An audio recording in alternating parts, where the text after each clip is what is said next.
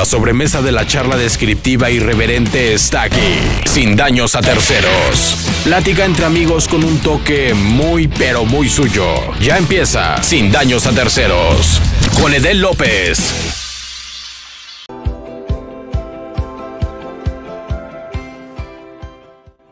Buenas tardes, hoy estamos en un nuevo programa de Sin Daños a Terceros, transmitiendo para todos ustedes a través de la señal de permanencias voluntarias. Y hoy se viste de gala mi programa porque tengo a una mujer que tenía yo muchas ganas, desde hace muchísimo tiempo, de platicar con ella, porque creo, y lo digo abiertamente y se lo digo a ella abiertamente, ella nos puede ayudar como este referente a entender todo la situación que ocurre alrededor del periodismo en México, las formas en cómo se da el periodismo en México y sobre todo este grave problema que estamos teniendo, que hemos venido arrastrando más bien y que hoy se convierte en un problema grave, porque si al menos antes simulaban que había una especie de ayuda a los periodistas, hoy definitivamente nos han dejado abandonados a muchas de las personas del gremio en ese sentido. Y tengo aquí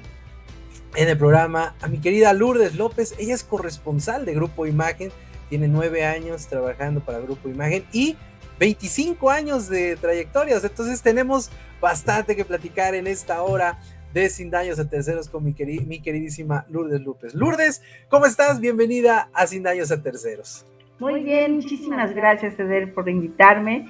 Qué bueno que estamos aquí platicando y que vamos a desarrollar un tema que de verdad es preocupante y que deberíamos de ponerlo más seguido sobre la mesa, porque es algo que no solamente nos concierne a los periodistas, a los reporteros, a los fotoreporteros, le compete a toda la gente que está en la sociedad, que estamos en general viviendo un día a día en el que a veces no nos informamos correctamente o no nos queremos enterar de lo que sucede, y ya cuando tenemos los problemas encima es como de sabemos que ¡ay, sucedió esto porque era por esto! Claro, sí, voy a ver qué pasa, ¿no? O sea, a veces no entendemos qué es lo que sucede. La verdad es que hay mucha gente que no consume noticieros ni lee los periódicos, me lo han dicho, me dicen, es que yo no veo noticias, ya no consumo noticieros. Pues sí, pero mira, ya estás aquí, ¿no? Ya estás yendo a una reportera. Y aparte eso es así como anticiudadano, ¿no? O sea, tú tienes que estar informado por lo menos de lo que sucede, ¿no? Digo, cualquier persona responsable lo haría, ¿no? Y hay muchas personas que definitivamente dicen, no, pues no me interesan las noticias, me estresan las noticias, ¿no? Como dicen, sí y no. A ver, sí, porque de alguna manera tú entiendes entonces tu entorno, sabes quién es quién. Y en cuestiones, por ejemplo, de sociedad y de temas electorales, porque luego vienen las elecciones y luego no sabemos ni a quién le damos nuestra confianza ni nuestro voto, es por eso que deberíamos de saber y de enterarnos. Sí es cierto, a veces hay tendencias, el periodismo no es del todo objetivo, porque hay grupos y hay personas que están de uno u otro lado, pero hay que saber ir capoteando y analizar lo que tenemos enfrente. A veces no nos da tiempo, a veces sabemos que hay gente que trabaja todo el día y que lo que menos quiere es saber de más problemas que no tiene los suyos, ¿no? Problemas personales. No resuelve los de uno, pero quiere uno resolver los otros. Exacto, ¿no? Pero pues también es importante saber que estamos aquí como un ente social que es necesario. Somos como un mal necesario, ¿no? Sí. Que nos tilden de chismosos. Sí, somos chismosos, nos encanta el chisme, pero tenemos una causa y es en la que la gente vea lo que sucede alrededor, que no solamente se vaya con la finta de que alguien es una persona bondadosa o que nos va a sacar del atolladero. No hay tal, no hay tal, señores, por favor, entiéndalo. Oye, Lourdes, ¿existe Lourdes o Lulú? ¿Cómo te puedo llamar? Cuéntame. Tú dime como quieras, Lulú. Lulú de cariño. Oye, Lulú, el periodismo en México siempre ha sido una parte fundamental de muchas cosas. Existen leyendas urbanas alrededor de periodistas, existen leyendas urbanas alrededor de cómo el mismo periodismo ha influenciado en la vida cotidiana de un país, la vida política de un país. Pero y en muchos países más, por ejemplo, como sucedió en Watergate allá en Estados Unidos, el periodismo fue fundamental para hacer dimitir al hombre más poderoso del mundo, ¿no? En ese momento, Richard Nixon, que a través de varias columnas periodísticas del Washington Post, pues decidió darse la media vuelta y decir, bueno, dejo el camino libre para que me investiguen y me voy. El periodismo es fuerza, el periodismo es el cuarto poder, como le dicen, pero el periodismo aquí en México siempre ha sido como que estigmatizado, como dices tú bien, de chismosos, pero también existe el periodismo de abajo, el periodismo donde están todos ustedes, los corresponsales, el periodista que está ahí en la puerta del palacio esperando a que salga un funcionario, que salga una persona y que está ahí, antes era con su libretita, hoy es con los dispositivos electrónicos. Pero el periodismo en México ha sido estigmatizado más que reconocido como en otros países, porque en otros países el periodismo es muy respetado, a la vez también muy atacado, pero no sufren este tipo de ataques como los que hay en México. ¿Tú qué piensas del desarrollo que ha tenido el periodismo en México desde sus inicios hasta este momento tecnológico que vivimos? Históricamente ha sido un factor importante dentro de la sociedad, como lo has dicho muy bien, y creo que hasta el momento, hasta donde hemos visto y hemos topado, no es la primera vez que, si bien no tenemos un caso como Watergate, sí hemos ido impulsando cambios. El más importante creo que fue el cambio de sistema, un cambio de régimen en el 2000, y de ahí todo lo que se ha venido dando, ¿no? Estos cambios de poderes en donde ya no, el presidente ya no es la figura tan poderosa que se tenía como antaño con los gobiernos priistas. Todos los partidos políticos y todos los personajes tienen sus claroscuros, ¿no? Claro. Pero en medio de todo esto ha estado el desarrollo de la información. Creo que ahí es importantísimo cómo lo ha tomado la gente. Nos han acusado últimamente en las mañaneras de haber pues impulsado algunos pues ataques, ¿no? Por decirlo de alguna manera. Sin embargo, el que puso la pauta fue el que ahora se queja. Y lo importante de todo esto es que se valió de los medios de comunicación para hacer una campaña durante largos años hasta llegar a la presidencia. ¿Y quién estuvo detrás de todo esto? Pues los medios de comunicación, señores. Entonces, no podemos dejar de lado a los medios de comunicación. Y por supuesto que, como dices, los de abajo, los que andamos aquí en la callecita ahí buscando la nota, nos damos cuenta de la crisis económica, de lo que pasa en el campo, de lo que pasa en las zonas rurales, lo que pasa en el medio urbano, y que a veces es como que si quieres soslayar, como que eso no se ve. Nosotros nos vamos más con los diputados, con los gobernantes, con los funcionarios. No, también hay vida más allá de, y eso también es importante, darle voz a esa gente y decirle, bueno, ¿qué está pasando allá, por ejemplo, en Zongolica, en Tuxpan, en otros lugares, aterrizándolo aquí en el estado? Porque pareciera que ya nada más los personajes que están dentro del régimen son los que cuentan, ¿no? No todos cuentan aquí, claro. Todos son noticia, y yo invitaría a que la gente también hiciera pues un ejercicio de decir, bueno, yo quiero decir algo, yo lo voy a decir y necesito que me escuchen. Claro. Por eso yo creo que por eso las redes sociales han tenido un punto muy importante, pero manejar una información no es lo mismo, señores, tampoco es lo mismo así como así, ¿no? Es que a eso iba yo.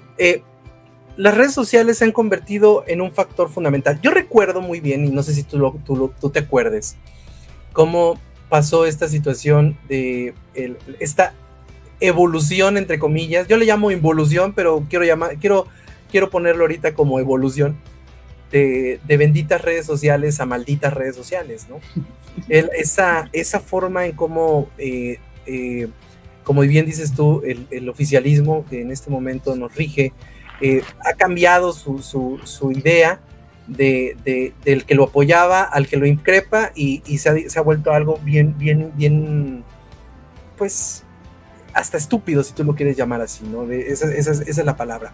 Pero en el caso, por ejemplo, de las redes sociales, la corresponsalía, y ahorita vamos a platicar un poco acerca de tu labor como corresponsal, se ha vuelto como una especie como de invasión hacia lo que es la labor importante del periodista. Muchas personas dicen, y yo estoy en contra de eso, dicen, es que ahora cualquier persona puede hacer noticia, y no es así, ¿no? Yo creo que agarrar un teléfono y tomar una foto, un segmento de una situación y darle una connotación, no es hacer periodismo, es hacer simplemente marrullería de un momento en donde desafortunadamente no podemos tener todo el contexto. El periodista investiga, el periodista va, toca una puerta y dice, ¿qué pasó aquí? ¿Por qué se pelearon? ¿Por qué no se habla este funcionario con este otro funcionario? O sea, la invasión de las redes se ha convertido en algo que a ustedes como periodistas también les ha hecho un poco complicado la labor. ¿Tú cómo ves esta evolución de benditas redes sociales a malditas redes sociales y cómo ustedes los periodistas pues han tenido que aprender a sobrevivir de esta invasión que en cierto sentido pues ya es parte de nuestro día a día, ¿no? ¿Cómo ves? Yo valoro mucho que haya personas que de repente sí, efectivamente salen y toman una foto en el momento que sucede algo, que luego la comparten y dicen, miren lo que está sucediendo. Claro. Efectivamente no es lo mismo cuando una persona que ya tiene conocimiento de cómo se maneja la información va y la hace. Exacto, sí. Sí, es cierto que ha habido por ahí ciertas discusiones al respecto. Yo lo veo como un apoyo, porque además cuando veo ese tipo de situaciones, rápidamente busco a las personas y les digo, a ver, ¿ustedes cuál es su versión? Claro. No, mira, pasó esto, por esto, me dan la película, la radiografía de lo que sucedió. Vamos analizando. Claro. Hay que buscar a la otra parte, ¿no? O hay que tratar de buscar más voces. Claro. Eso es lo que no hace esta gente, ¿no? Que yo te digo, valoro mucho el que de repente se metan en el tema informativo porque les interesa que los demás sepan. Eso también es algo valiosísimo. Claro. Que lo que ven y les impacta, dicen, oigan, es que pasó esto. Así inició el periodismo, así inició. Que iban por la calle gritando, pues mataron a la señora, ¿no? La señora fulanita, y eran lugares más pequeños. Eso se fue desarrollando más allá, y ahora el saber que en los pueblos, en los municipios, ya hay gente con dispositivos y anda grabando, y andan emocionados ahí, fíjense qué pasó, están ahí grabando. A mí, de verdad, me emociona, pero también quiero decir que no deberían de desestimar cuando una persona quiere investigar, porque luego sucede que cuando saben que es uno reportero, ya no te quieren decir nada, porque dicen, no, ustedes cambian las versiones, ustedes no colaboran, al contrario. Es parte de la estigmatización que ha venido siendo de muchos años. Y les digo, ¿sabe qué? Que por eso le llamó a usted. Yo me iría nada más con lo que dicen las autoridades y ya, por mí no hay problema. Yo le hablo al alcalde y el alcalde me dice, pero no me va a decir lo que usted me está diciendo y lo que usted vio. Claro. Y entonces es a donde reflexiona y dice, tienes razón. O sea, no se preocupe, mire, yo vi esto, a ver qué le dicen por allá. Y ya luego, ahí vamos armando, ¿no? Y construyendo. Ese debería de ser la colaboración ciudadana, que luego no se da. No, definitivamente. Pero no es tan fácil, hacer periodismo no es fácil, y hay gente que no lo valora así porque ha sido envenenada, diría yo, hasta eso. Yo utilizaría ese término porque a mí no me parece justo que venga una persona y porque durante muchos años recorrió el país y le dijeron 3 cosas, porque sí, también tiene sus defectos, ahora resulta que pues todos son corruptos, o todos son inventacuentos, o todos son, o sea, cada día tiene un epíteto diferente para los medios de comunicación y para algunos reporteros, que no todos, ¿verdad? Pero porque hay algunos que incluso, bueno, para mí se le plantan y casi se le arrodillan. ¿A dónde hace sus clasificaciones y dice este sí y este no? Y hasta los menciona, ¿no? Como y ha sido hasta más cínico, ¿no? Digo, porque antes claro, era, como yo te lo comenté en un principio, antes era una especie como de leyenda urbana, ¿no? Decían, sí, por ejemplo, por citar nombres, ¿no? Decían, es que Jacobo Zabludowski, ¿te acuerdas del famoso, hoy es un día soleado que pasó después del 68? Sí, claro. Esta situación que eran leyendas urbanas, de donde decían que le hablaban desde Palacio desde Los Pinos a las televisoras y les decían, esto tienes que decir, no puedes hablar de más, ¿no? Y que se veía muy reflejado en muchísimas situaciones, y eso es cierto, pero siguen siendo leyendas urbanas, nunca existió así como que algo bien determinado, ¿no? Hoy ya se convirtió en algo muy cínico, ¿no?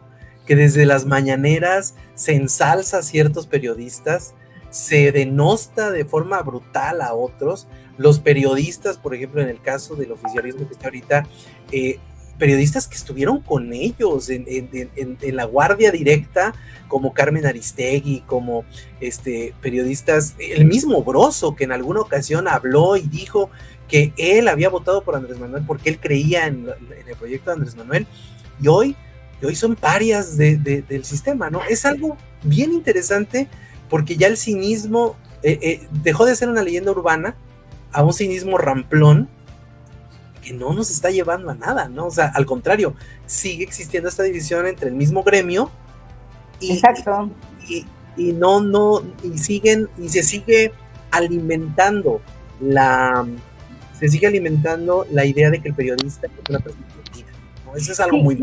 No perdonan esta parte, ¿no? No han conciliado el que lo mismo que criticaban, ahora lo están haciendo otros, ¿no? Sí, claro. Esta parte como que no la están reflexionando mucho, o no la quieren ver porque saben lo que están haciendo, y es un error grandísimo. Yo me acuerdo que cuando iniciaba el sexenio de Enrique Peña Nieto, hubo una campaña terrible en contra de Joaquín López Dóriga, de la Micha, hasta de Lili Telles, no sé si te acuerdas que sí, en su momento sí, y estuvo Enrique Peña Nieto y todavía estaba como candidato, no me acuerdo si ya era presidente, pero el asunto es que eran varios periodistas y estaban en un panel, y luego empezaron a hacer caricaturas poniéndolos ellos como unos perros así como guardianes, así, todos así. Antes que ella sufriera el intento de ejecución que le hicieron ahí en Reforma, supuestamente. Exactamente, ¿no? Sí. Y yo recuerdo mucho que en esa época, pues muchos criticábamos eso, ¿no? Que por qué ellos habían participado en una entrevista que prácticamente lo favorecía. Incluso llegaron a decir que Lili Telles llegó como a seducirlo, ¿no? Por las miradas que le echaba y todo.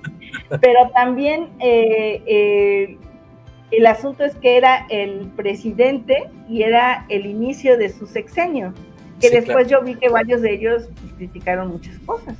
Uh-huh.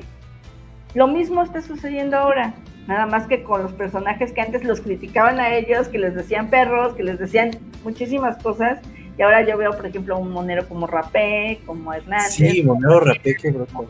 Como todos ellos que en algún momento criticaban todo esto así, acentuadamente, y ahora resulta que son porristas, son... Y en un servilismo... Sí, o sea, no analizan... Claro, ¿no? Puedes tener una simpatía, digamos, ya como periodista, a lo mejor en algún momento, tú sientes que hay una persona que dices, a lo mejor sí va a sacar adelante el país, ¿no? Pero tampoco te puedes sustraer de que hay errores muy fuertes y que además están atacando a tu gremio, da 2 pasos atrás, por favor, porque además, pues estás atentando contra lo que tú haces. Claro, no, propio trabajo. Entonces a mí no me parece eso, la verdad es que lo lamento mucho porque ellos han visto todo lo que ha sucedido en el país con todos los compañeros. Sí. Y ver ahora, por ejemplo, a Rapé diciendo que los chayoteros, que los ardidos, que los no sé qué, güey, tú estuviste de este lado. Claro. Y de cuando acá ya eres parte de un régimen y ya te olvidaste de todo lo que pasó y todo lo que... Un régimen tan autoritario, ¿no? O sea... Digamos que ahora resulta que el PRI no, bueno, era como un día de campo al lado de estos que son tan, pues hasta violentos, ¿no? Al momento de dar un discurso, al momento de mencionar a un periodista. Por ejemplo, caso Loret, a mí la verdad sí me preocupa el tono en el que se ha elevado esta conversación en contra de un periodista, de un solo periodista. Sí, porque ya se convierte en una persecución, ¿no? Yo siempre lo he dicho, mi mamá tiene un dicho que a mí yo en su momento cuando era yo joven lo decía y decía, ay mamá, ya no manches. pero ya ahorita que soy adulto, ¿no? Y que soy papá y que ya empiezas a tener ya diferentes argumentos, ¿no? Mi mamá dice eso de un solo detalle genera un precedente, ¿no? Y entonces es bien interesante porque lo que está haciendo el presidente es prácticamente darle luz verde al que sea de utilizar la fuerza del Estado en contra de una sola persona, llámese periodista, llámese empresario, llámese ciudadano de a pie. Si un presidente utiliza al SAT, por ejemplo, para presionar a un periodista a que demuestre que lo que recibe de dinero no ha sido auditado, no ha sido presentado, eso es algo preocupante. Eso es algo muy preocupante porque ni siquiera estás hablando de alguien que te cae gordo, estás hablando de alguien que te está señalando pues como un corrupto, ¿no? En ese sentido, porque digo, al menos, no sé tú, pero yo al menos, si fuera el presidente de la República, ante todas las cosas que han pasado por los reportajes de Loret, yo diría, levantaría yo el teléfono y diría, me presentan ahorita una carpeta con todo lo que hay, que exista para desmentir a este señor, ¿no? Pero así es. No existe, pero, ¿no? Entonces... Hay otra situación, fijarse nada más en una persona que además no es un servidor público, es una persona que trabaja en medios de comunicación, claro. Son cosas totalmente distintas, son empresas, no es un ente oficial, no es un ente público, sí es público porque, digo, hace un trabajo público, pero no es un ente público. Y además esta narrativa que trae de decir que es que su riqueza proviene, o sea, ya no hace cuentas de cuántos años ha estado en medios, sino que esa riqueza de dónde proviene. Yo le preguntaría al señor entonces, ¿de dónde proviene toda la riqueza que ahora sus hijos andan quemando en Estados Unidos, no? Sí, claro. Caray, la de él. Vámonos respetando. Pero aquí el asunto es más grave cuando suceden estos ataques tan graves, que esta semana que está a punto de concluir, tuvimos 2 casos terribles que me dejan sorprendida, porque además en un caso, en el de esta persona de Tamaulipas, este compañero, Ángel, creo que se llama. Resulta que yo tengo contacto con Alfredo Peña, que es corresponsal de imagen allá en Tamaulipas, y estaba muy dolido porque eran compañeros portal y pues convivían cercanamente, claro. y reflejaba mucho el dolor que en algún momento nosotros aquí sentimos en el estado de Veracruz con tantos compañeros asesinados, sobre todo los que me tocó pues conocer de cerca, convivir con ellos, y no solamente el tema de los asesinados, sino de los exiliados, de los que ya no están aquí, que tuvieron que irse y se fueron definitivamente porque dijeron que esto no valía la pena, que puedan hacer pues carrera en otro lugar, en otros países, y me sentí un poco como se sentía en ese momento Alfredo, porque de alguna manera te quedas, no es huérfano, la palabra huérfano es una palabra muy fuerte, pero sí un grado parecido, y es porque te quitan amigos, te quitan gente cercana, claro, que en algún momento pues conviviste con ellos, los apreciabas, y saber que ya no están contigo, ya no tienes ese grupo de amigos, es muy triste. Y cuando él lo narraba, me trajo tantos recuerdos y tanta tristeza, porque dices, ¿por qué se ensañan con la gente que, bueno, pues finalmente hace un trabajo? No es como hacer otro tipo de trabajo. claro. La verdad es que no es petulante decir que sí, efectivamente es un trabajo extraordinario, pero que lo compartimos con la misma gente. No es para perjudicar, al contrario, es para decirles, aquí estamos, fíjense que pasa esto, fíjense que estamos aquí, cuidado, no se vayan por esta calle, ya van a empezar las vacunas. O sea, son cosas tan sencillas que la gente pareciera que no aprecia.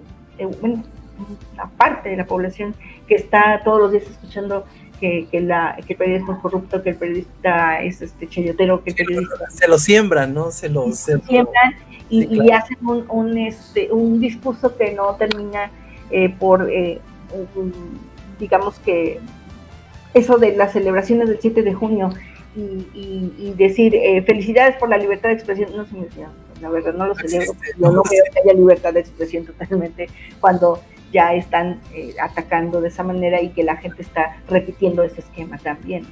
No se va.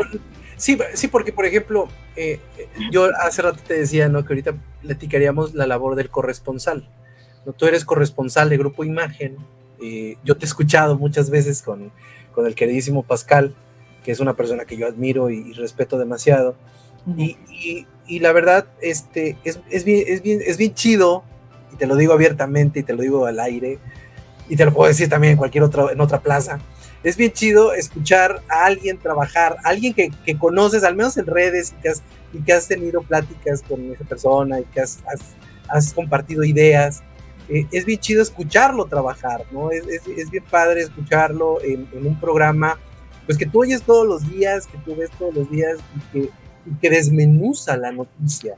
La labor del corresponsal es bien complicada, porque la gente piensa que nada más el corresponsal es el que se sienta y espera que le hablen de allá de la central para hablar de algo que ve en otro lado. Y la labor del corresponsal es bien complicada, porque prácticamente son las noticias, las famosas noticias en fast track, ¿no? Las que pasan ahorita, y búscale porque ya te van a hablar de la emisión de las 7 de la mañana, y búscale la información porque tienes que estar a las 9 diciendo la nota, ¿no? Y no nada más es así como de platicar la nota, es tener los datos, es tener el uno a uno de lo que pasa en esa noticia. La labor del corresponsal en México, de forma interna, es un trabajo que la gente no aprecia. O sea, yo te escucho, por ejemplo, que hablas perfectamente de las cosas que pasan aquí en el estado, pero la gente no sabe que esos 5 minutos, porque son 5, a veces hasta 7 minutos, que hablas con Pascal, es una labor a veces de toda una noche, de toda una mañana, de todo un día. O sea, ¿cómo trabaja un corresponsal? ¿Cuál es la labor de un corresponsal en ese sentido? Porque la gente debe entenderlo y debe saber cómo trabaja en ese tipo de situaciones. Fíjate que es muy complicado en un estado como Veracruz, por ejemplo. Tenemos 212 municipios. Sí, claro.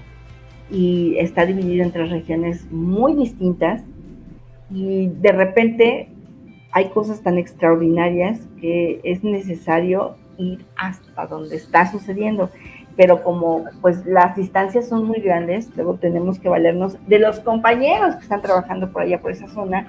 Sí. Y sí tenemos ya cierta idea, o identificamos a quienes están por allá, y vamos consultando, preguntando y demás. No es fácil, porque además es cierto que luego nos dicen, ¿no? Pues si nada más te sientas y ahí abres la computadora y a ver qué te robas. No es así, no es así. No. Bueno, cuando hay alguna situación y veo una nota, eso sí les digo a los compañeros, a ver, me voy a volar tu nota, pero necesito que me cuentes la historia. Así, lo tengo que admitir, pero pues porque, como les decía, las distancias aquí en Veracruz son muy grandes y a mí me interesa mucho que se sepa en México lo que está sucediendo aquí en Veracruz. ¿Por qué? Porque sí hemos hecho algunos cambios, ¿cómo no? ¿Cómo de que no? Recientemente, por ejemplo, el tema de esta construcción de una plaza, que claro, se había revisado totalmente, Semarnat no había intervenido, bueno, pues después de que lo publicamos y lo hicimos nacional, entonces llegaron y bueno, hubo un cambio. Digámoslo que no es tan así, tan abierto y que a lo mejor lo siguen construyendo después, porque tienen argumentos, pero la mella la hacemos. La mella la hacemos. Claro. El tema de los desaparecidos, déjame decirte que es tan complicado y tan, digamos que en algún momento hasta complejo, porque había muchas aristas ahí, estaban los colectivos, estaba la gente de gobernación, estaba la gente de la policía investigando junto con los colectivos, las búsquedas que se hacen en las zonas de donde están los intereses también de los grupos, porque me imagino que los intereses de los grupos y los discursos políticos y de cómo se han posicionado políticamente hablando. O sea, son muchos conciertos y tú tienes que agarrar uno y decir, a ver, yo no me voy a meter en esto, pero necesito esto. Y es ahí a donde de verdad se va avanzando, porque la gente, incluso hace unos días un colectivo hizo una lona así grandota y nos puso gracias por apoyarnos. La verdad yo sentí muy bonito, porque yo he visto el desarrollo de su trabajo y de su búsqueda y no es fácil, no es sencillo, se tienen que enfrentar con muchas cosas, han sido hasta amenazadas estas mujeres. Claro. Y de repente... Algunas desaparecidas también, incluso. Exactamente, y saber que valoraron el que nosotros hayamos dado voz para que ellas pudieran entrar al panteón. Dije, qué bueno, que sirva de algo, el que de repente tengamos que estar peleando con el editor allá en México, porque luego nos dicen, es que está muy larga tu nota, y es que, pero es que tiene muchos elementos que necesitan salir, y luego no lo entienden y las cortan, ¿no? Pero bueno, es parte de lo que tienen que hacer. Es parte de la chamba también, ¿no? Y sí es cierto, ahora la gente no lee tanto, nosotros nos engolosinamos si queremos hacer un ensayo, un libro, pero tampoco es tan así. Pero es parte de lo que vamos haciendo, vamos empujando los temas, vamos apoyar, esa es la palabra, apoyar a la gente en sus causas. A veces no se entiende así, a veces hasta hemos sido utilizados, y eso ya lo sabemos a la larga, porque ya después decimos, por eso nos estaba buscando, ok, bueno. Pero eso se dice también, ¿no? Dices, chale, ¿no? Sí, de repente ya, cuando ves, ¿sabes? Opcionado. O sea, ya nos quedó claro tu objetivo, pero bueno. Sí, claro. Eso a la larga lo aprendes, ¿eh? No es que sea cotidiano que digas, este es por esto y esto es por esto. No. Eso es a la larga.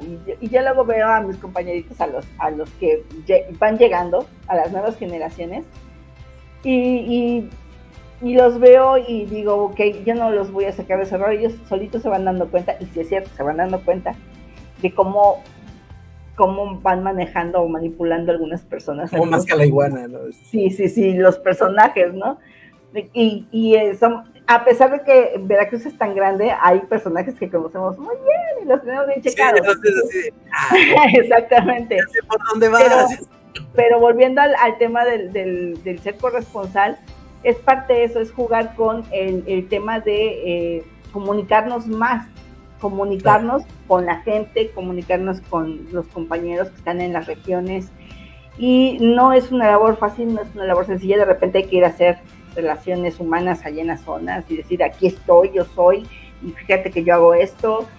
No es un trabajo serio, porque además no es nada más de ir y poner 3 letras ahí en un periódico, no, es ajustar el por qué y cómo se hace un trabajo así, ¿no?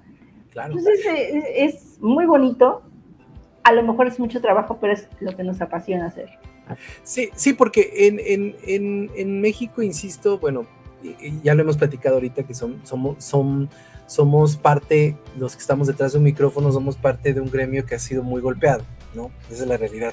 Pero también hay muchísimos detrás de todo esto, de toda esta información. Yo siempre lo he dicho, yo cuando escribo mis columnas, yo siempre les he dicho, ¿no? Esto proviene de los expertos, ¿no? O sea, nosotros en un momento dado también tenemos que basarnos en la opinión de los expertos, pero ustedes, o sea, yo siempre lo he dicho, porque a mí siempre luego me dicen, es que ustedes los periodistas, le digo, no, espérate, yo no soy periodista, digo, la labor del periodista es titánica, le digo, y llámese titánica en el sentido bueno o malo, ¿no? El que apoya al régimen, o los que están en contra del régimen, o los que son neutrales al régimen. La labor del periodista es titánica, porque tiene que estar ahí, tiene que recibir descolones, tiene que recibir golpes, tiene que recibir amenazas, ¿no? Porque ahorita vamos a platicar acerca de la violencia contra los periodistas. Pero es parte de una chamba que a ellos les apasiona, ¿no? O sea, yo veo a veces a los chavos, como bien dices tú, los chavos que vienen con su chalequito ese, con 20,000 bolsas en todos lados. Qué divertido, porque sacan un teléfono y sacan otro y tienen 3 teléfonos aquí, o sea, esa labor es la que la gente no respeta, ¿no? Y que desafortunadamente, insistimos, gracias a esta vulgar forma de expresarse hacia los periodistas, se ha convertido en una labor incluso apuntada de una mala forma por las personas que ni siquiera entienden qué es lo que pasa atrás de ellos. Es bien triste eso, ¿no lo crees? Sí, yo reflexionaría un poco en lo que dices del tema de la comunicación y de que si son o no son comunicadores. La carrera surgió a partir de pues, este ímpetu de la gente de comunicar y de informar, que no es lo mismo comunicar que informar. Yo lo que aprecio, por ejemplo, en tu caso y en el de muchos compañeros que no desarrollaron una carrera como tal en el periodismo, pero que les apasiona comunicar, es muy importante, y además es un interés el querer expresar inquietudes de tipo social, de tipo político, de lo que sucede en el entorno. A ver, luego de repente no lo estamos leyendo y nos dicen, pues están construyendo una refinería en Tabasco, pero se llevaron más allá de lo que habían presupuestado, se llevaron el doble, el triple, y la gente dice, ah, caray, o sea, no era lo que había dicho, no que era más, sí. No que era más prudente, más honesto, más, o sea, ahí estamos despertando una inquietud de saber pues, en qué se están gastando los recursos públicos, ¿no? La lana, ¿no? Hay plataformas ahora como estas de Mexicanos contra la Corrupción y otras que se han dedicado a desmenuzar, y que luego ya el presidente también los agarra contra ellos, ¿no? Pero sí, no. Yo siento que es una labor. ¿Qué le falta al presidente? Ya cubrió todo el crisol, ya está mujeres, científicos, periodistas, ahora ya gente de la iglesia. Sí, le falta nadie, pero fíjate que yo creo que la labor de comunicar, si bien es cierto que nosotros tenemos métodos para hacerlo como gente de carrera, hay quienes lo hacen porque tienen la necesidad de comunicar, a lo mejor después descubrieron su vocación, y eso es importante porque pues son una rama de apoyo para quienes estamos haciendo el trabajo de ser periodistas. Entonces yo no desestimaría tanto, tampoco desestimo a quienes en los municipios hacen esta labor, cuando agarran su cámara y van y dicen y hacen, porque de alguna manera es algo que te nace hacer, es algo que llevas, que mucho tiempo hubo abogados, hubo ingenieros, hubo contadores como como reporteros y como Sí, claro. periodistas. Y yo creo que si bien es cierto que ahora ya hay otros métodos y otras maneras, no se pierde ese instinto, lo que le llaman el instinto, ¿no? Del informador. Yo lo reflexionaría de esa manera porque en algún momento, bueno, pues hasta a mi abuela le encantaba el ver noticieros, ella era consumidora de noticias y me queda muy claro que si ella hubiera tenido oportunidad, que no la tuvo, desgraciadamente, ella hubiera sido una mujer periodista en México. Oye, con todo lo que eso lleva. Y fíjate que hablar, ahorita que hablabas de eso, ¿no? De la reflexión. La violencia que ha existido últimamente hacia los periodistas, tú dijiste algo fuera del aire que me pareció, y que lo estoy pensando ahorita que lo estamos platicando. ¿Tú no sientes que esta violencia que ha existido hacia los periodistas en estos últimos meses, en estos últimos 3 años de sexenio, ¿no sientes como que es una forma de presionarlos? O sea, ¿no sientes que se ha convertido en una violencia, incluso la violencia verbal que tiene el presidente en contra del gremio, que ha derivado también en una violencia física? Pero ¿no crees que se ha convertido en una forma como un manotazo en la mesa, así como para decirles, ya cállense, ¿no? O sea, esto va a ponerse peor si sigues, ¿no? La violencia contra los periodistas, México es uno de los países más peligrosos para ejercer el periodismo, ¿no? E insisto, no lo dice Lulú López, no lo dice Edel, lo dice Amnistía Internacional, lo dice Artículo 19, lo dicen todas estas, incluso la misma Organización de las Naciones Unidas lo dice. ¿Qué está pasando en México contra los periodistas? ¿Por qué esa necesidad de callar, si no bien la verdad, la investigación, ¿no? ¿Cuál es esta dinámica? ¿Cómo ves tú como reportera, como corresponsal, esto de estarlos como ahora sí, como hacen los perritos con los borreguitos, de llevarlos hacia una esquina y ahí dejarlos hasta que se calmen, ¿no? Arrinconarnos. Fíjate que esta situación viene de tiempo atrás, no es que en estos 3 años se haya acendrado, sino que esto viene ya desde el 2011, cuando empezaron los asesinatos fuertes, como el de don Miguel López Solana, sí. Que fue terrible, porque además no solamente fue a él, sino a su familia. Luego van contra Yolanda Ordaz, luego van contra un grupo muy importante de reporteros que andaban en la nocturna, ¿no? Eran los reporteros policíacos de allá de Veracruz. Luego vienen a Jalapa y también hacen destrozo y medio. Sí, fue terrible, ¿no? Hubo una época en la que yo empecé en la sección de Nota Roja, el diario de Jalapa, e incluso fui coordinadora de sección. ¿Qué pasó? Antes éramos hasta amigos de los polis, Antes sucedía algo aquí, lo más importante, digamos que lo más espeluznante que habíamos visto en Jalapa, era que una mujer había aparecido descuartizada en la zona de un río por acá por Murillo Vidal, y era lo más fuerte que había sucedido y que trascendió durante varios años. Sí, me acuerdo.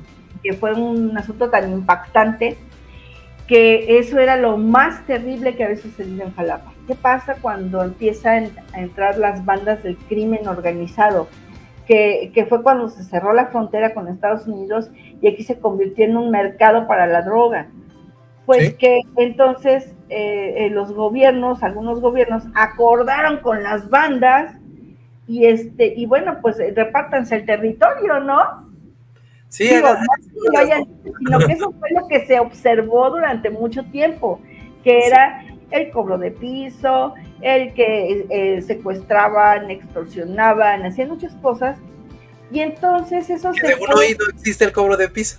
Exactamente, se fue deformando de tal manera que esto ya era escandaloso, ya era terrible, que diariamente salieran con que había ejecutados, había secuestros, había esto, había aquello, y teníamos que estarlo reportando. Era tan fuerte que luego salía el gobernador y decía que no pasaba nada.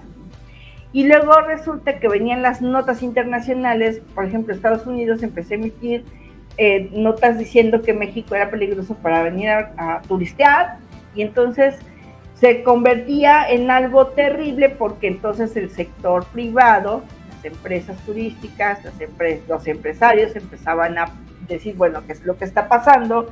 Que no se puede controlar esto, que me va a pasar a mí como sector empresarial, pues quito mis inversiones, me las llevo, y entonces esto se convierte en un problema social por el desempleo, en un problema político y en un problema financiero. Sí, bueno, sí. En medio nosotros, como periodistas, como reporteros, como los que tenemos que estar llevando las noticias a las redacciones, pues vimos que había problemas para sacar información, para decir lo que estaba sucediendo. Los policías empezaron a cerrar a la información. ¿Por qué? Porque los empezaron a cooptar, porque les empezaron a pagar para que pues, les favorecieran a los delincuentes. Claro. A los compañeros también nos empezaron a decir, ¿saben qué? Si sacan algo, van contra ustedes. O sea, fue algo muy fuerte, que a lo mejor no se está viendo en toda la dimensión, a lo mejor mucha gente no lo supo como tal, y decían que nosotros como recibíamos dinero de la delincuencia lo merecíamos. No, no fue así. O sea, hubo tantas broncas atrás como no te imaginas y como no se imagina mucha gente, de andar cuidándonos ya, de que nos decían, tú vives en tal lugar, tienes tantos hijos, tienes familia, y podemos ir sobre ti. Tú dices, una frase que a mí me sorprendió mucho fue cuando un compañero me dijo, ¿sabes lo que me dijeron? Que ahorita me pueden llorar 5 días y después ya no me van a volver a ver. Santo Dios. Y yo me quedé así impresionadísima porque dije, o sea, ya sí nos llevamos. O sea, fuerte, ¿no? Cuando nosotros lo único que habíamos visto era gente que sabíamos que podía ser narquito, porque nos decían, es que vende droga, ¿no? Y claro, ya lo veíamos y le decíamos, hola, pero pues nada más, ¿no? Y decíamos, híjole, ¿cómo pueden convivir con ellos, no? Incluso hasta la policía. Por ejemplo, y que había amenazas directas, bueno, no directas, pero había situaciones que se convertían en estas famosas leyendas urbanas, ¿no? Cuando, por ejemplo, ahí en la calle de Úrsula Galván, aquí en Jalapa, fueron ahí enfrente de la edición, de la editorial del diario de Jalapa, que fueron a aventar, no me acuerdo si fueron cuerpos o si fueron partes de personas, no sé, no recuerdo muy bien cómo fue eso, que prácticamente detuvo eso a la ciudad por un buen rato, ¿no? O sea, eso estuvo grave. Fue precisamente el cuerpo de uno de los compañeros. No me digas. De Víctor Báez. ¡Hala! ¿Sí te acuerdas? Bueno, sí. Pues también fue asesinado. Sí, me acuerdo del bueno, nombre, pues exactamente. Y eso, en medio de todo esto que se estaba viviendo, el terror que ya se vivía con las bandas de crimen organizado, sí, claro. Y de que obviamente lo que era la frase, así digamos que era la frase vulgar que utilizaban los policías y la delincuencia, se calienta la plaza. Y tú vas a ser el responsable porque se calienta la plaza. Porque si tú hablas y si tú dices todo lo que está sucediendo, se calienta la plaza. ¿Por qué? Porque esto no tenía que trascender más allá. Estábamos en medio de un gobierno priista, con un gobierno federal panista, en una guerra ya de políticos, claro. Y en medio estaba la delincuencia. Bueno, pues esto fue utilizado después hasta llegar a la actualidad, en donde no sabemos ya si son bandas de crimen organizado o son personas que, aludiendo al tema de la corrupción y de lo que se investiga como periodista, aprovechan esta coyuntura y dicen, ay, pues lo mató la delincuencia. Y puede ser un tema que va más allá, que puede ser que porque estaba investigando a un político corrupto, le puede pasar eso. Eso es lo que creo que no ha quedado muy claro, que lo han estado mezclando y que digamos que en algunos casos que sucedieron aquí en Veracruz, no fue el crimen organizado, al menos en el caso de Regina Martínez. Me ganaste el yo tema. No creo que haya sido el crimen organizado. No. Era más fuente política que nada y muchos lo sabemos. Sí. Más o menos qué fue la película. El caso de Regina, por ejemplo, aquí no fue de los primeros casos, porque no lo fue, pero por ejemplo el caso de Regina fue, creo, de los primeros mediáticos de este nuevo siglo, ¿no? En donde, bueno, no es ni siquiera de este siglo, es del siglo pasado, porque la mataron en el 2019. No, sí, la mataron en el 2012, este año se cumplieron 10 años de su asesinato, pero ella ya había reportado lo que había sucedido con don Miguel y su familia. Sí. Digamos que lo de Regina trascendió más precisamente por eso, porque ella no estaba dentro de un sector que cubriera fuente de nota roja, y además su medio era pues político totalmente. Exacto. Sí. Y manejan información de seguridad, pero la manejan en el ámbito de la delincuencia organizada y del análisis que hacen de lo que pasa con este tipo de temas, ¿no? Sí, claro. Entonces, ahí es a donde hay una diferencia, y de que yo digo que utilizaron el discurso de que por algo los matan, decían, por algo los matan. Sí, ese argumento es fatal. Yo digo, bueno, si por algo los mataban, ¿por qué no mejor los investigaban antes de matarlos, no? O porque si sabían que podrían haber estado involucrados, podrían, porque yo tampoco estoy segura de que hayan surgido estas, yo no puedo señalar, pero sí decir que pues si en algún momento ellos podrían haber tenido alguna relación con algún delincuente. Sí, claro. Pues caray, era parte del trabajo porque yo lo que recuerdo, como te decía, es que pues de repente pasaban junto de ti y tú no sabías, y luego te decían, ese fulano vende droga, ese fulano, la zona donde vives es de él. Pero pues eran, como dicen por ahí, narquitos que tenían a su alrededor a la gente, la cooptaban, pero no mataban. Sí, claro, o sea, nada más eran el centro de distribución. Exactamente, pero estos que llegaron sembraron terror y sembraron muerte. Sí, me acuerdo. No es una casualidad que a partir de ese momento empezaron las cosas clandestinas, las desapariciones, los levantones, que así se les empezó a llamar, porque no se les podía decir secuestros. En ese momento Emeterio López Márquez, que era procurador, decía, no, es que no se les puede llamar secuestro, porque nomás se lo llevaron. Entonces, ¿qué? ¡Caray! O sea, llegó un momento en el que cambió nuestro vocabulario para narrar un suceso, ¿no? Y la dinámica también, ¿no? Entonces, híjole, es difícil en este momento decir que es por delincuencia o porque a los compañeros estaban involucrados en algún tema de delincuencia. No, ya esto ya raya todo lo que podríamos decir que es por su desempeño en sociedad, y que no tiene nada que ver con su trabajo periodístico. Tiene mucho que ver y claro. Cuidado con eso, cuidado, señores, porque nos están cercando y nadie está haciendo nada. Pareciera que estamos cada vez más solos y más señalados, diciendo que nosotros no decimos la verdad, que nosotros somos parte de un grupo de interés, cuando lo mismo nos puede pues perjudicar una persona del PAN que una del PRI y una del Movimiento Ciudadano si no comulgamos con lo que dicen o lo que hacen, y luego cuestionamos, pues también nos están ahí vilipendiando. Entonces no es así tan de decir, bueno, pues porque les dan unos centavos. Tampoco. Fíjate que, por ejemplo, ahorita el periodista que asesinaron allá en Ciudad Victoria la semana pasada, ahora sí su rama de trabajo eran los temas ambientales, ¿no? Y todos sabemos qué complicado ahorita está ahí en el norte la cuestión de la distribución del agua, que ya existe el famoso huachicoleo del agua, ¿no? Y todo este tipo de cosas.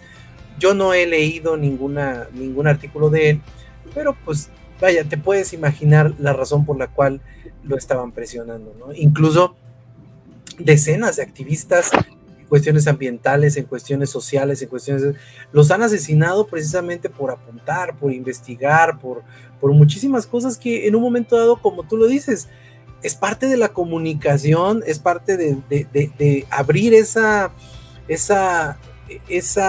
hoyito y empezarle a rascar para darse cuenta que existen cosas ahí, y que a veces la gente dice, es que yo soy, por ejemplo, una de las personas que digo, es que ya no deben existir héroes, ¿no?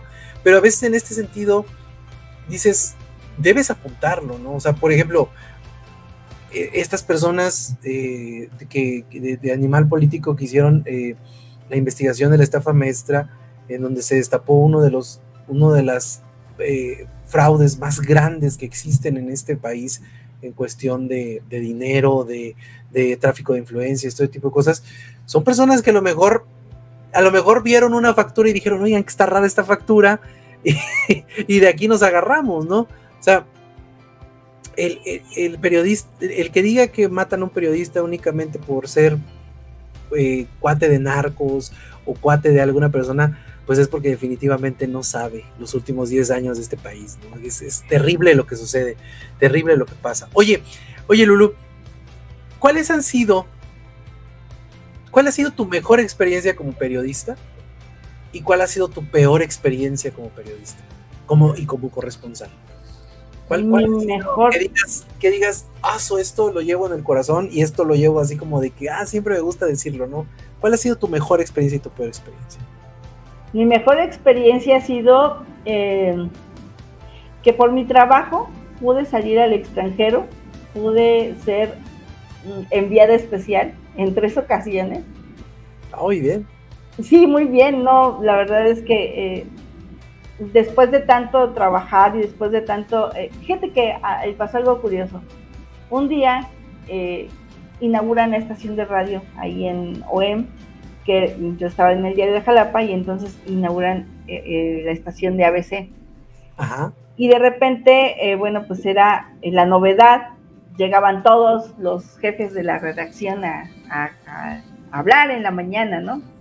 Pero pues desgraciadamente, y esto hay que decirlo también, pues querían por el mismo precio, ¿no?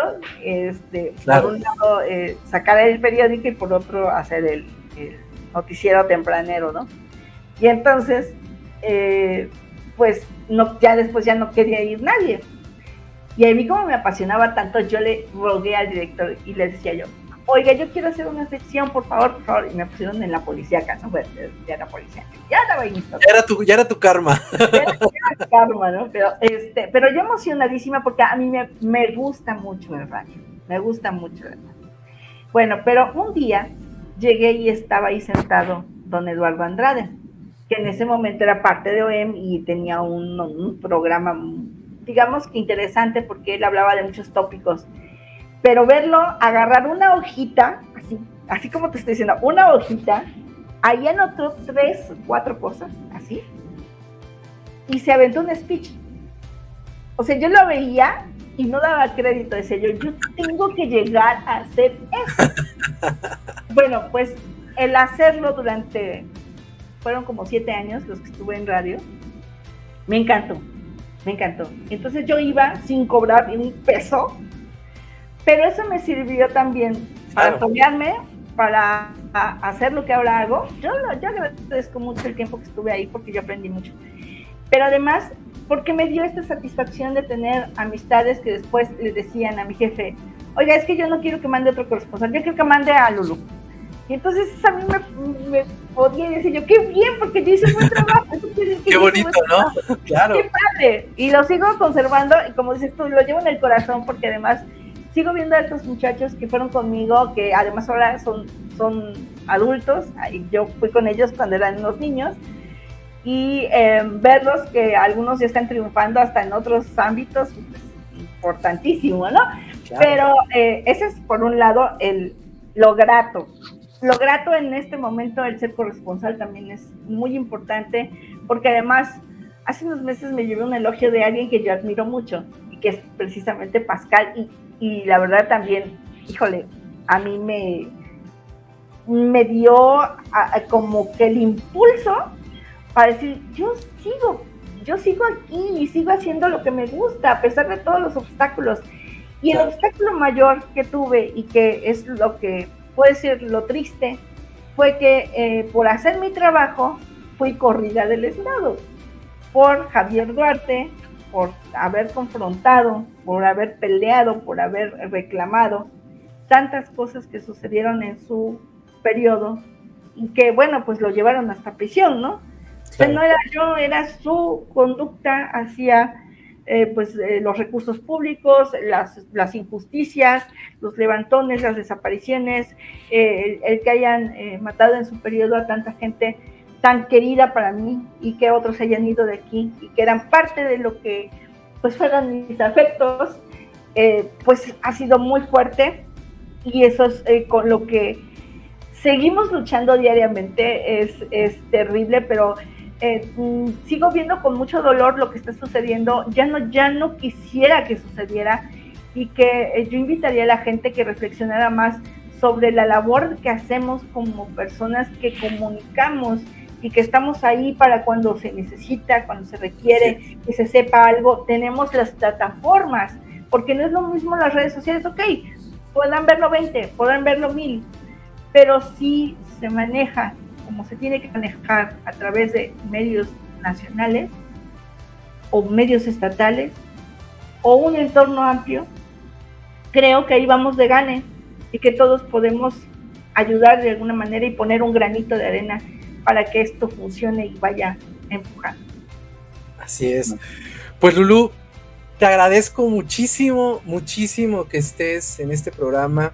Créeme que a mí me gusta alimentarme de la gente que tiene la experiencia, y tú tienes la experiencia del mundo para hacer lo que estás haciendo y muchísimo más, y me da muchísimo gusto que hayas aceptado estar en este programa, porque precisamente esa es la razón de este programa. Este programa comenzó como un gusto, y se ha convertido para mí en algo bien importante para conocer un montón de gente importante, gente valiosa, y sobre todo gente que le da un mejor esquema a este país que tanto lo necesita, y sobre todo que nos ayuda a visualizar la vida de otra forma, a entender lo que pasa en las venas de este país, y sobre todo darnos cuenta que todos como seres humanos y como mexicanos somos parte fundamental de todos estos engranes que vemos plasmados en la pantalla, en las letras, en todos lados. En verdad te agradezco muchísimo que estés aquí. No tienes una idea cómo me dio gusto que aceptaras, y sobre todo me dio muchísimo gusto que compartieras con nosotros toda tu experiencia en la cuestión del periodismo. En verdad te lo agradezco demasiado. Gracias, yo también te agradezco que me hayas invitado, que sigas haciendo este tipo de trabajo, porque además es muy importante lo que haces.